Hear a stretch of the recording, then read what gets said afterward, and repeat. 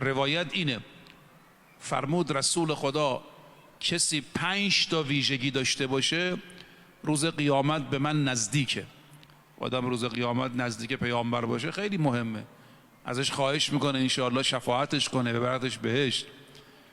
اقربکم منی، اقرب با الف یعنی نزدیکترین شما غدن روز قیامت، فی الموقف در اون صحرای محشر که همه وانفسا دارن، یوم الفزع، یوم الحسره است، یوم التغابن.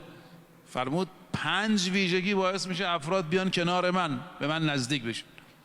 1 اصدقکم للحدیث، اینایی که راستگو هن تو دنیا، دروغ نمیگن، چون دروغ خیلی آثار منفی داره، از جمله اینکه برکت رو از زندگی آدم میبره، حتی شوخیش.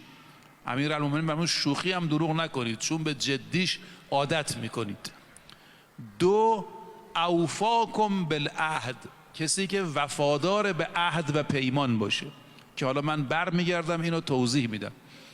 3 اداکم للامانه، کسی که امانت دار باشه. حالا امانت هم 2 قسمه، بعضی امانت ها مادیه، مثلا کسی به شما کاسه‌ای، کوزه‌ای میسپره، کلیدی میسپره. بعضی امانت ها مادی نیست، مثل امام معصوم امانت، خون شهدا امانت، انقلاب امانت، رازی که دیگران به شما میدن امانت. توی مجلسی شما شرکت میکنی یه چیزی میبینی نباید بیای نقل کنی، المجالس بالامانه. این 3 تا. بعد فرمودن احسنکم خلقا، اونی که خوش خلقه.